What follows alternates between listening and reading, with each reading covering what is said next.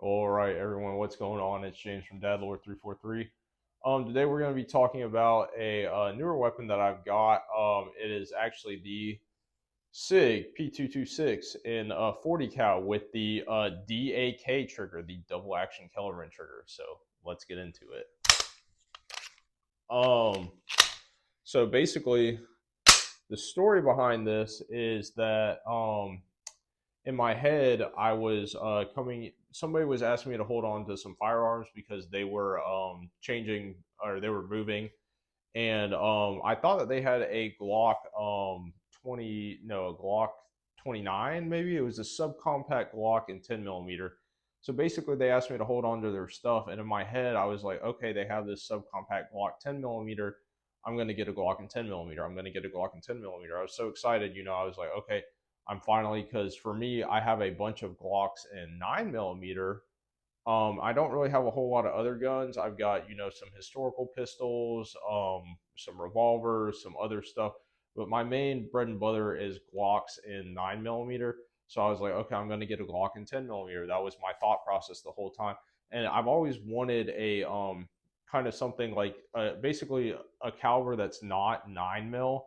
Because I have a lot of 9 mil weapons, and 9 mil is the bread and butter of a lot of the United States. But if there is a COVID incident again or something similar to that, there's going to be a potential shortage of 9 mil, or 9 mil and 5.56 are the first calibers to go, because that's what everybody has is 9 mil and 5.56.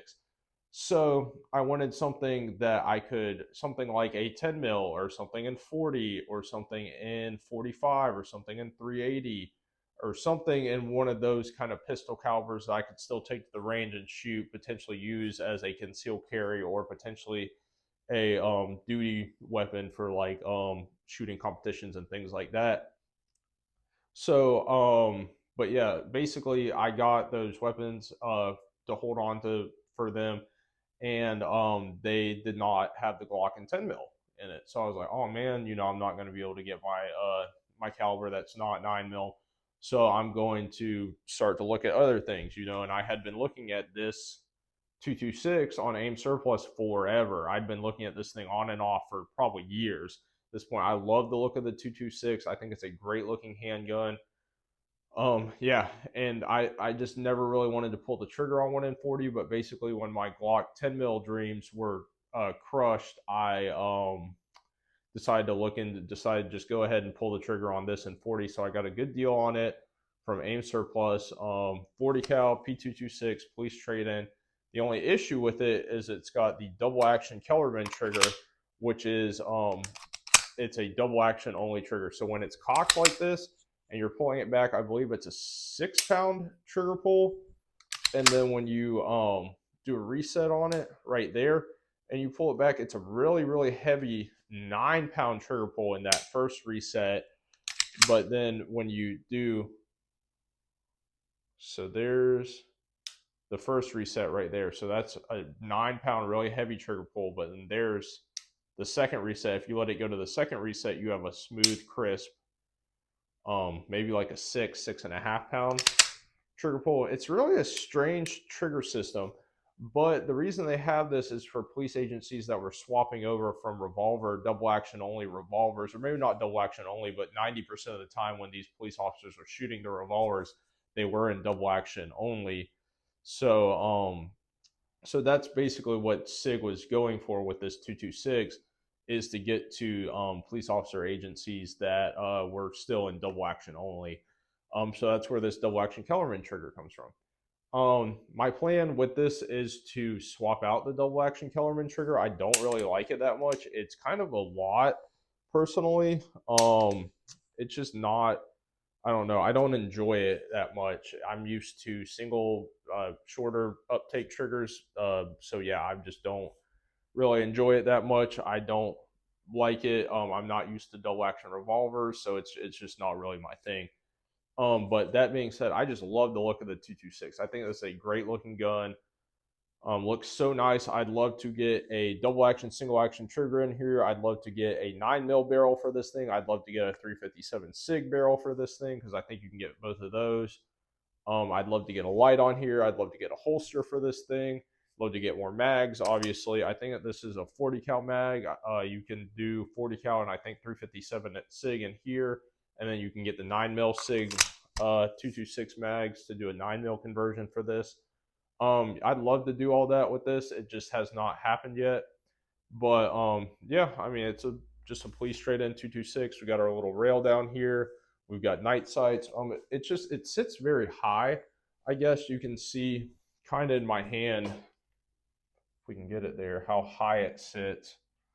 Sorry, I'm having a hard time seeing this. But yeah, it just sits very high in your hand. And let me just compare it to the Glock. Compared to the Glock, just sits a lot lower. Yes, it's a significant amount higher. And you can just tell, I guess, when you're shooting either one, that this is just, you're like, wow, that sits way higher, and just, you got to account for that when you're shooting. But to me, I mean, it's a great looking handgun, like I said. I've got good plans for it. I don't know when they'll happen. They're definitely not a priority at the moment. But I always did want to have something that was not in 9 mil. This isn't 40 cal. You know, I know a lot of people hate 40 cal. It's not that much more expensive than 9 mil. And I mean, I'm not stocking it super heavy. I'm going to buy like a little bit of it. Like, I'd like to keep, I think I've got about 350 rounds on hand. I'd like to keep between like 500 and 1,000 rounds on hand of it, but nothing like crazy, you know, just so I can basically keep shooting some sort of handgun if the 9 mil supply dries up. Because my other handguns are basically, I've got revolvers, a 38 special for my wife. My wife also has a 22 LR revolver, and it's got a 22 Magnum cylinder. And then we've got like a 32 caliber little historic revolver that we got from her grandpa. So we've got those, but none of those are really like, they're not good self-defense weapons or something like that. So really, that's why I wanted something like this.